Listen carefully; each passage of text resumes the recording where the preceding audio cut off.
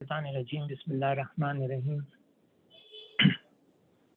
آج ہم انشاءاللہ سورہ لقمان شروع کریں گے، اور سورہ لقمان جو ہے یہ حکیم لقمان کے نام سے ان کے بیٹے کو نصیحت تھی، اس لیے اس سورہ کا نام سورہ لقمان ہے۔ یہ کوئی نبی نہیں تھے، لیکن حکمت اللہ تعالیٰ نے دی تھی، تو اللہ نے ان کو یہ شرف بخشا اللہ کی طرف سے کہ ان کی سورج کے نام پر سورہ لقمان ہے۔ اور یہ ایکچولی اس کا اور سورہ عنکبوت کا جو مضمون ہے، اس کے اندر یہ بات بتائی گئی ہے کہ وہ والدین جو شرک کی تلقین کریں یا ان کو کہیں، ان کو ایمان نہ لانے کی وہ کریں، بات کریں، تو اس کو اسلام قبول کرنے سے روکیں، تو وہ ان کو مجبور کریں تو وہ ہرگز بات نہ مانیں۔ یہی بات جو ہے دونوں صورت میں، یعنی عنکبوت میں اور لقمان میں کہی گئی ہے۔ تو یہ بات یعنی بہت ہی امپورٹنٹ ہے کہ لوگوں کی شرک کی جو لغویت ہے، یعنی بیکار جس کی وہ جو کہنا چاہیے نہیں ماننا ہے شرک کو، اور توحید کی صداقت کو ماننا ہے، اس پر یہ بتایا گیا ہے کہ باپ دادا کی اندھی تقلید کو چھوڑ دیں اور کھلے دل سے اس تعلیم کو جو محمد صلی اللہ علیہ وسلم خداوند عالم کی طرف سے پیش کر رہے ہیں، انہیں اس کو فالو کریں۔ اور اسی بات کو سورہ لقمان میں اہمیت کے طور پہ دکھائے گئے۔ ہم انشاءاللہ اس کو سورت کو سنتے ہیں، جو 2 رکوع میں شروع کے، اور پھر اس کے بعد تفہیم کی طرف آئیں گے انشاءاللہ۔ اعوذ باللہ من الشیطان الرجیم، بسم اللہ الرحمن الرحیم۔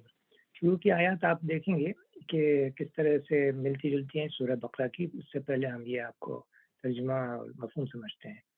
بسم اللہ الرحمن الرحیم، الف لام میم، یہ کتاب حکیم کی آیات ہیں، ہدایت اور رحمت نیکوکار لوگوں کے لیے جو نماز قائم کرتے ہیں، زکوٰۃ دیتے ہیں اور آخرت پر یقین رکھتے ہیں۔ یہی لوگ اپنے رب کی طرف سے راہ راست پر ہیں، اور یہی فلاح پانے والے ہیں۔ اس میں یہ دیکھیے کہ کتاب حکمت کی آیات کا فرمایا، اور ہدایت رحمت کس کے لیے؟ جو للمحسنین کے لیے، یعنی اسلام پہلے ایمان اسلام پھر احسان۔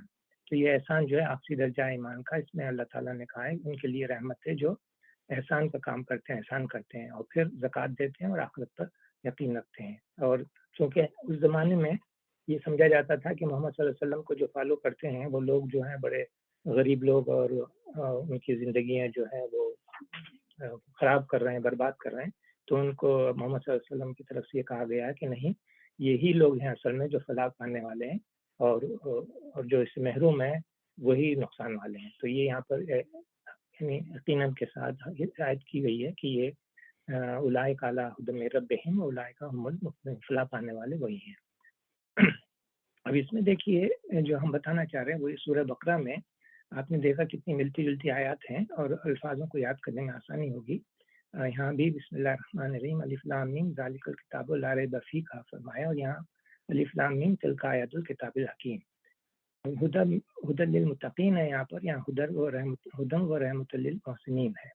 تو الذین یؤمنون، اب دیکھیے یہاں فرمائے مما رزقناہم ینفقون، اور یہاں پر فرمایا یقیمون الصلاۃ یؤتون الزکوٰۃ وہم بالآخرۃ ھم یوقنون، اور پھر یہاں پر اولئک علی ھدی من ربہم واولئک ھم المفلحون، بالکل سیم آیت یہاں پر بھی ہے، اولئک علی ھدی من ربہم اولئک ھم المفلحون۔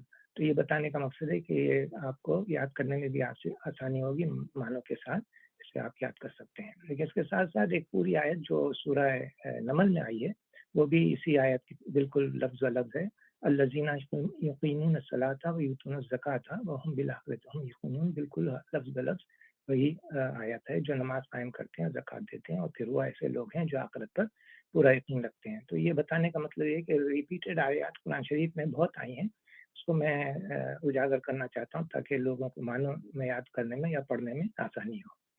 آپ کو معلوم ہے یقین سے ہے، اور یقین قائم کرنے سے ہے، تو اس طرح سے نماز قائم کرنا اور یقین کرنے کے معنی یاد ہو جاتے ہیں۔ یوتن یعنی ایتا زکوٰۃ دینا، زکوٰۃ کو، اور اسی طرح ہم الفاظوں کے پریکٹس کر سکتے ہیں۔ آگے فرمایا اور انسانوں ہی میں سے کوئی ایسا بھی ہے جو کلام دل فریب خرید کر لاتا ہے تاکہ لوگوں کو اللہ کے راستے سے علم کے بغیر بھٹکا دے۔ اور اس راستے کی دعوت کو مذاق میں اڑا دے۔ ایسے لوگوں کے لیے سخت ذلیل کرنے والا عذاب ہے۔ اسے جب ہماری آیات سنائی جاتی ہیں تو بڑے گمن کے ساتھ اس طرح رخ پھیر لیتا ہے گویا کہ اس نے انہیں سنا ہی نہیں، گویا کہ اس کے کان بہرے ہیں۔ اچھا، مژدہ سنا دوں اسے ایک دردناک عذاب کا۔ البتہ جو لوگ ایمان لے آئیں اور نیک عمل کریں ان کے لیے نعمت بھری جنتیں ہیں جن میں وہ ہمیشہ رہیں گے۔ یہ اللہ کا پختہ وعدہ ہے اور وہ زبردست اور حکیم ہے۔ یہاں پر ایک یعنی بات کی طرف اشارہ یہ ہے کہ یہاں پر لہو الحدیث کو فرمایا، اس کا مطلب یہ ہے کہ جو شخص حدیث حق کو چھوڑ کر حدیث باطل خریدتا ہے۔ یعنی اس میں ایک واقعہ ہے جو ابن حشام نے محمد بن اسحاق کے روایت سے نقل کیا ہے کہ جب نبی صلی اللہ علیہ وسلم کی دعوت کفار مکہ کی ساری کوششوں کے باوجود پھیلتی جا رہی تھی تو نضر بن حارث نے قریش کے لوگوں سے کہا کہ جس طرح تم اس شخص کا مقابلہ کر رہے ہو اس سے کام نہیں چلے گا، بلکہ یہ شخص تمہارے درمیان میں بچپن سے ادھیڑ عمر تک کو پہنچا ہے۔ آج تک وہ اپنے اخلاق میں تمہارا سب سے بہتر آدمی تھا، سب سے زیادہ سچا اور سب سے بڑھ کر امانت دار تھا۔ اب تم کہتے ہو کہ وہ کاہن ہے، ساحر ہے، شاعر ہے، مجنوں ہے۔ آخر ان باتوں کو کون باور کرے گا، کون یقین کرے گا؟ کیا یہ لوگ ساحروں کو نہیں جانتے کہ کس قسم کی جھاڑ پھونک کرتے ہیں؟ کیا لوگوں کو معلوم نہیں ہے کہ کاہن کس قسم کی باتیں کرتے ہیں؟ کیا لوگ شعر و شاعری سے واقف نہیں ہیں؟ کیا لوگوں کو جنون کی کیفیت کا اندازہ نہیں ہے؟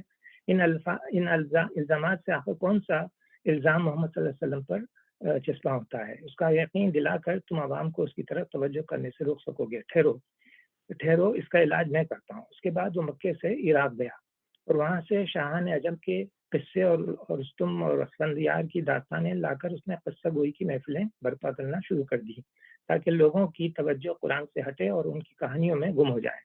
تو یہ سیرت ابن شام میں بھی یعنی لکھا ہوا ہے۔ اور ابن عباس رضی اللہ تعالیٰ عنہ نے اس پر مزید یہ اضافہ کیا ہے کہ نظر نے اس مقصد کے لیے گانے والی لونڈیاں بھی خریدی تھیں۔ جس کسی کے متعلق وہ سنتا کہ نبی صلی اللہ علیہ وسلم کی باتوں سے متاثر ہو رہا ہے، اس پر وہ ایک لونڈی مسلط کر دیتا اور اس سے کہتا کہ اسے خوب کھلا پلا اور گانا سنا تاکہ تیرے ساتھ مشغول ہو کر اس کا دل ادھر سے ہٹ جائے۔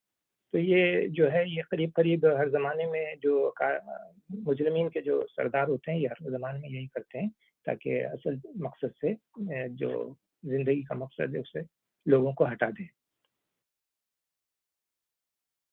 یہ ایک واقعہ تھا جس میں نے آپ کو بتایا کہ یہ کس طرح سے یہ اس زمانے میں لوگوں کو محمد صلی اللہ علیہ وسلم کی باتوں سے روکتے تھے۔ فرمایا کہ اس کے لیے ایک خوشخبری سنا دو کہ وہ ایک دردناک عذاب کا اس کو عذاب اس کا انتظار کر رہا ہے۔ البتہ جو لوگ ایمان لے آئیں اور نیک عمل کریں ان کے لیے نعمت بھری جنتیں ہیں۔ یہاں پر نعمت بھری جنتیں ان کے لیے کہا، یہ نہیں کہا کہ جنت کی نعمتیں دیں گے، بلکہ پوری کی پوری جنت جو ہے ان کو دے دی جائے گی، جس میں وہ ہمیشہ ہمیشہ رہیں گے۔ تو یہ ایک طرح سے یہ سمجھنے کے لیے ہے کہ یہ نہیں فرمایا کہ ان کے لیے جنت کی نعمتیں ہیں، بلکہ فرمایا کہ ان کے لیے نعمت بھری جنتیں ہیں۔ تو اس طرح سے مطلب یہ ہوا کہ وہ جنتوں سے لطف انداز تو ضرور ہوں گے، مگر یہ یعنی یہ ان کی خود ان کی جنتیں ہوں گی جس میں وہ ہمیشہ رہیں گے۔ یہ ایک بات خاص طور پہ نوٹ کرنے کی ہے۔ اور یہ بات آپ فرمایا کہ یہ اللہ کا پختہ وعدہ ہے اور وہ زبردست اور حکیم ہے۔ بعد ارشاد فرمایا اس نے آسمانوں کو پیدا کیا بغیر ستونوں کے جو تم کو نظر نہیں آتے۔ یہاں پر یہ جو الفاظ ہیں اس کے معنی دو طرح سے نکلتے ہیں۔ ایک تو یہ کہ تم خود دیکھ رہے ہو کہ وہ بغیر ستونوں کے قائم ہے، یعنی جو آسمان زمین میں کوئی آپ کو چیز نظر نہیں آتی جو پکڑے ہوئے ایک دوسرے کو تار باندھے ہوئے یا کوئی ستون ہے وغیرہ۔ دوسرا مطلب یہ ہے کہ وہ ایسے ستونوں میں قائم ہے، یعنی ایسے اس کے ساتھ بندش باندھی ہوئی ہے جو تم کو نظر نہیں آتی۔ ظاہر ہے یہ آج کل معلوم ہے کہ اسے ہم گریویٹی کہتے ہیں۔ گریویٹی جو ہے وہ نظر نہیں آتی، اور گریویٹی سے یہ ساری کائنات کے جو پلانٹس ہیں، سیارے ہیں، وہ اپنے صحیح حساب کے ساتھ لگے ہوئے ہیں اور کوئی کسی کو ایک دوسرے پر گرتا نہیں ہے۔ تو یہ ساری گریویٹی کے خاص کیلکولیشن سے یہ تمام پلانٹس اور تارے اور یہ جو تم کو دور سے نظر آتے ہیں، یہ پوری کائنات کے کائنات ایک دوسرے کو پکڑے ہوئے ہیں اس طرح بغیر ستونوں کے جو تم کو نظر آئے، یعنی تم کو نظر نہیں آتے وہ ستون ایسے ہیں، اس کا نام ہم کو آج کل جانتے ہیں، اسے گریویٹی کہتے ہیں۔ اور پھر اس کے بعد فرمایا اس نے زمین میں پہاڑ جما دیے تاکہ تمہیں لے کر ڈھلک نہ جائے. اور اس کا ذکر جو ہے زمین میں پہاڑ کا گاڑنے کا ذکر کئی جگہ آیا. میں ابھی آپ کو اس کو ریفرنس دکھاتا ہوں. اس کا مقصد موسٹلی یہ نظر آتا ہے کہ پہاڑوں کو لگانے سے جیسے کوئی چیز بہت زور سے اسپن کر رہی ہو، گھوم رہی ہو اپنے محور پر، ایکسس پر، تو اس کے لیے ایک بیلنس ایسا ہونا چاہیے کہ وہ بالکل وابل نہ کرے، یعنی حضرات نہ ہو اس کے اندر. تو اس کے لیے اللہ تعالیٰ نے یہ پہاڑ زمین میں گاڑ دیے ہیں، جیسے ایک چیز کو اسٹیبلائز کرنے کے لیے کیا جاتا ہے. میں ابھی آپ کو اس کی یہ پہلے بھی آ چکا ہے، لیکن ہم آپ کو اسی تصویر آپ کو بتاتے ہیں انشاءاللہ. اس نے ہر طرح کے جانور زمین میں پھیلا دیے اور آسمان سے پانی برسایا اور زمین میں قسم قسم کی عمدہ چیزیں اگا دیں. یہ تو ہے اللہ کی تخلیق. اب ذرا تم مجھے بتاؤ ان دوسروں نے کیا پیدا کیا ہے؟ اصل بات یہ ہے کہ ظالم لوگ سری گمراہی میں پڑے ہوئے ہیں، یعنی جن کی یہ بت کو سمجھتے ہیں کہ بتوں نے ان کے لیے تکلیف کی ہے یا ان کے ہیلپ کر رہے ہیں، تو بتاؤ انہوں نے کیا کیا ہے کہ اس کے لیے یہ لوگ عبادت کر رہے ہیں. یہاں پر ہم یہ جو میں نے کہا کہ سورہ لقمان میں یہ جو آیت آئی ہے خلق السماوات بغیر عمد ترونہا، یعنی تم دیکھتے ہو کہ کوئی چیز نہیں ہے جس سے یہ پکڑی ہوئی ہے سماوات کو، آسمان اور زمین کو، اور زمین پر جو ماؤنٹن کو فرملی لگا دیا ہے. اس کی یہ آیت آپ دیکھیں سورہ انبیاء میں بھی آئی تھی، وجعلنا فی الارض رواسیہ ان تمید بہم، اور یہاں پر and we have placed in the earth firmly set mountains lest it should shake with them. اسی طرح سورہ نحل میں بھی آئی تھی وَخَلَقَ فِي الْأَرْضِ رَوَاسِيَ أَن تَمِيدَ بِكُمْ، یعنی he has cast in the earth firm mountains lest it should shake with you. اور اس کے لیے یہ سمجھ لیجئے کہ اگر یہ کوئی چیز ہے اس کو اگر یہ گھوم رہی ہے اس طرف اسپن کر رہی ہے تو یہاں پر تو یہ سیمیٹری ہے، لیکن یہاں اگر یہ اس طرح گھوم رہے رائٹ لیفٹ میں تو یہ سیمیٹری نہیں ہے، تو اس وقت یہ وابل کرے گی. اس کے لیے اللہ تعالیٰ نے فرمایا کہ پہاڑ لگا دیے ہیں. اور اس کی میں وابل کی تصویر اور بتا دیں کہ لیٹ می سی، یہ دیکھیے یہ اسپن کر رہا ہے یہ اس پر زمین، اور اس جیسے جیسے یہ اسپن کرتی ہے تو یہ جو یہ اسپن کا یہ جو ایکسس ہے یہ بھی اس طرح گھومتا رہتا ہے ٹاپ پہ، اور یہ اس طرح گھومتے گھومتے اس طرف آ جائے گا، یعنی یہ right this way. Now it will be in this direction, but after 25,000 years later. لیکن یہ پریسیشن مومنٹ جو ہے اس کی باقاعدہ جو گھوم رہی ہے، اور اس میں چونکہ گھومنے سے وابلنگ ہوتی تھی تو اللہ تعالیٰ نے پہاڑ جو ہے مختلف جگہوں پہ لگا دیے. اس کی وجہ بھی آپ کو سمجھ میں آئے گی اگر یہ آپ نقشہ دیکھیں. تو یہاں پر دیکھیے کس قدر باڈی آف واٹر ہے، بہت ہی زیادہ 75% تو تقریباً 71 یا 75% واٹر ہے اور باقی زمین ہے. تو یہاں پر ویٹ میں فرق ہونے کی وجہ سے اگر یہ بہت زور سے اسپن کر رہی ہو، جس کا آپ کو معلوم ہے 1000 RPM یعنی 1000 مائل ان آور کے حساب سے اسپن کر رہا ہے، تو اس میں وابلنگ ہو سکتی تھی. تو اللہ تعالیٰ نے ماؤنٹین لگا کر اس کی اسپننگ کی وابلنگ کو روکا ہے، اور اس طرح سے اسے آپ کو یہاں پر 7 continental high points on map are shown. ایک تو ساؤتھ امریکہ میں ہے یہاں پر، اور دوسرا نارتھ امریکہ میں یہاں پر ہے، اور اس کا نام بھی ہے ڈینالی اور ایلبرس یورپ میں ہے، اور کلیمنجارو جو ہے افریقہ میں ہے، اور ماؤنٹ ایوریسٹ ایشیا میں جیسا آپ جانتے ہیں، ماؤنٹ ونسن جو ہے انٹارکٹیکا میں ہے یہ یہاں پر، اور پنکیک جایا جو ہے آسٹریلیا اوشیانا یہاں پر ہے. تو آپ دیکھیں کہ یہ اللہ تعالیٰ نے اتنے بڑے بڑے پہاڑ لگا کر اس کی اسپن کو اسٹیبلائز کیا ہے. میجر ریزن اللہ تعالیٰ نے یہ بتایا ہے اس کے اندر. آگے چلتے ہیں. ہم نے لقمان کو حکمت ادا کی تھی کہ اللہ کا شکر گزار ہو. جو کوئی شکر کرے اس کا شکر اس کے اپنے ہی لیے اپنے ہی لیے مفید ہے، اور جو کوئی کفر کرے تو حقیقت میں اللہ بے نیاز اور آپ سے آپ محمود ہے. یعنی اگر کوئی تعریف نہ کرے یا اس کی شکر ادا نہ کرے تو اس سے اس کی بڑائی کم نہیں ہوتی، اور اللہ تعالیٰ جو ہے لوگوں کے شکر کرنے یا نہ کرنے سے بے نیاز ہے. وہ اپنے آپ سے یعنی ہر چیز کائنات کی اس کی تعریف کر رہی ہے. یاد کرو جب لقمان نے اپنے بیٹے کو نصیحت کر رہا تھا تو اس نے کہا بیٹا خدا کے ساتھ کسی کو شریک نہ کرنا. حق یہ ہے کہ شرک بہت بڑا ظلم ہے. ظلم سے مراد ظلم اسے کہتے ہیں جو چیز حقیقت کی نہ ہو اس کی طرف رکھ دی جائے، یعنی جس کو ریلیٹ نہیں کرتی ہو. تو جو چیز اللہ تعالیٰ کو سخت منع ہے وہ شرک ہے، جیسا کہ قرآن شریف نے فرمایا کہ میں تمام گناہ معاف کر دوں گا مگر شرک کو نہیں. تو اس لیے شرک جو ہے بہت بڑا ظلم کہا تو یہ اس زمانے میں بھی جب لقمان تھے تو یہ مشہور بات تھی عرب میں، کیونکہ وہ ان کی نصیحتیں مشہور تھیں شعراء میں بھی، جیسے القیس کے شاعری میں بھی ان کا نام آتا ہے حضرت لقمان کا، اور یہ یعنی عرب میں یہ بڑے مشہور سمجھے جاتے تھے، نصیحت ان کی بہت مشہور تھی لوگوں میں۔ آگے فرمایا، اور یہ حقیقت ہے کہ ہم نے انسان کو اپنے والدین کا حق پہچاننے کی خود تاکید کی ہے۔ اس کی ماں نے ضعف پر ضعف اٹھا کر اسے اپنے پیٹ میں رکھا اور 2 سال اس کا دودھ چھوڑنے میں لگے، اسی لیے ہم نے اس کو نصیحت کی کہ میرا شکر کر اور اپنے والدین کا شکر بجا لا۔ میری ہی طرف تجھے پلٹنا ہے، لیکن اگر وہ تجھ پر دباؤ ڈالیں کہ میرے ساتھ تو کسی ایسے کو شریک کرے جسے تو نہیں جانتا، تو ان کی بات ہرگز نہ ماننا۔ دنیا میں اس کے ساتھ نیک برتاؤ کرتا رہے، مگر پیروی اس شخص کی راستے کی کر جس نے میری طرف رجوع کیا ہو۔ پھر تم سب کو پلٹنا میری ہی طرف ہے، اس وقت میں تمہیں بتا دوں گا کہ تم کیسے عمل کرتے رہے ہو۔ یہاں پر یہ بات بہت امفیسس کے ساتھ بتائی گئی ہے کہ اگر والدین شرک پر مصر کریں یا کہیں کہ ان کی بات مانیں، تو یہ اللہ تعالیٰ نے کہا بس یہ بات مت ماننا، مگر ان کے ساتھ حسن سلوک سے رہنا، یعنی ان کو جھڑکنا نہیں، ان کو کچھ ایسی بات بری نہ لگے، بس ان سے کہنا کہ شرک میں وہ شامل نہیں ہو سکتا۔ اللہ تعالیٰ کا یہ حکم ہے کہ والدین کا حکم مانے، لیکن شرک پر ان کو ایکسیپٹ نہ کرے۔ تو اس لیے یہاں پر بہت ضروری بتایا گیا کہ والدین کی نصیحت جو ہے وہ شرک کے بعد اتنی اہمیت ہے اس کی کہ والدین کا حق پہچاننے کی اللہ تعالیٰ نے خود اس کی تاکید کی ہے، لیکن شرک کے معاملے میں ان سے کمپرومائز نہیں کیا جا سکتا۔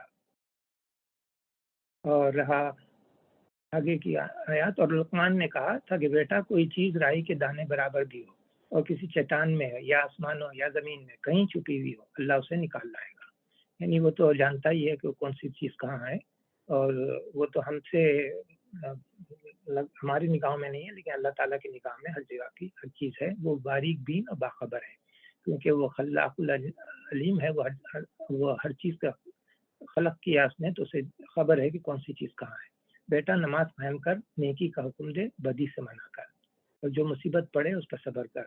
دیکھیے یہاں پر ایک بڑی انٹرسٹنگ بات بتائی، بیٹا نماز قائم کر، نیکی کا حکم دے اور بدی سے منع کر۔ یہ جو نماز نیکی کا حکم اور بدی سے منع، یہ قرآن شریف میں کئی جگہ ہے، لیکن یہ آسان کام نہیں ہے۔ نیکی کا کام کرنے اور بدی سے روکنے سے اس پر مصیبت آتی ہے تو اللہ تعالیٰ نے فوراً کہا کہ جو مصیبت بھی پڑے اس پر صبر کر۔ یعنی جب انسان نماز قائم کرو اور نیکی کا حکم دے اور بدی سے منع کرے گا تو لوگ اس کے پیچھے پڑ جائیں گے کہ یہ جو ہے نیکی کس سو بہانے کریں گے، تو اس مصیبت سے بڑھنے کے لیے صبر کی ضرورت ہے۔ یہ وہ باتیں ہیں جن کی بڑی تاکید کی گئی ہے، اور لوگوں سے منہ پھیر کر بات نہ کر، نہ زمین نہ اکڑ کر چل۔ اللہ کسی خود پسند اور فخر جتانے والے شخص کو پسند نہیں کرتا۔ اپنی چال میں اعتدال اختیار کر اور اپنی آواز ذرا پست رکھ، اور سب آوازوں سے زیادہ بری آواز گدھوں کی سی ہوتی ہے۔ یہاں پر اللہ تعالیٰ نے حضرت لقمان کے سے یہ بات کہلوائی اور بتایا، اپنے بیٹے کو نصیحت کر رہے ہیں کہ کس طرح سے انسان کو رہنا چاہیے دنیا میں بھی، اور کس طرح سے یہ نیکی کی تلقین کرنی چاہیے اور بدی سے روکنا چاہیے۔ یہ حکیمانہ باتیں جو ہے اپنے بیٹے کو بتا رہے ہیں، اور اس میں لفظ جو مختار و فخور استعمال ہوا ہے، وہ مختار و فخور یہ دیکھیے یہاں پر ہے، یہ رہا، ان اللہ لا یحب کل مختال فخور۔ یہ مختال کہتے ہیں جو شخص اپنے آپ میں اپنی دانش میں اپنے آپ کو بڑا سمجھتا ہے، اور فخور اس کو کہتے ہیں جو اپنی بڑائی کا دوسروں پہ اظہار کرے، یعنی دوسروں کو جتانے کے لیے فخر سے بات کرے۔ اور رہی یہ بات کہ آواز میں ذرا پس رکھ، اس کا مطلب یہ نہیں ہے کہ آپ ہمیشہ ہلکی آواز میں بات کریں یا بہت زور سے بات کریں، مطلب یہ ہے کہ موقع محل کے حساب سے آپ اپنی آواز کو میانہ روی اختیار کریں، جس طرح سے چلنے میں اور بات کرنے میں بھی اسی طرح سے چلا کر اور بری طرح سے لوگوں کو ڈانٹ کر اور شور مچا کر اپنی بات کو منوانے کی کوشش نہ کریں، بلکہ اپنے میانہ روی سے اختیار کر کے اپنی بات کو سمجھائیں۔ تو یہ تھی وہ بات جو حضرت لقمان سمجھا رہے تھے، اور اس کو ہم کو بھی فالو کرنا چاہیے۔ اب یہاں پر میں آپ کو یہ امر معروف و نہی عن المنکر کی بات کو بتانا چاہ رہا تھا کہ یہ بہت امپورٹنٹ بات ہے، اور یہ قرآن شریف میں، یعنی یہ جو آج ہم پڑھ رہے ہیں اس میں یا بنیا پر جو آیت آئی، اسی طرح سے سورہ الحج میں بھی اسی طرح اپنی الصلاۃ وآتوا الزکوٰۃ وامروا بالمعروف ونہوا عن المنکر پہ یہ آپ کو آیت ملے گی۔ اسی طرح سورہ توبہ میں یامرون بالمعروف وینہون عن المنکر، پھر اسی طرح سورہ عمران میں وہی آیت ملے گی آپ کو، اور اسی طرح سے تامرون سے بھی آتا ہے، یعنی you enjoin what is right and forbid what is wrong, سورہ عمران میں، پھر سورہ عمران میں ہی آگے دوسرا ایک اور جگہ پر بھی یہی ہے، so they enjoin what is right and forbid what is wrong.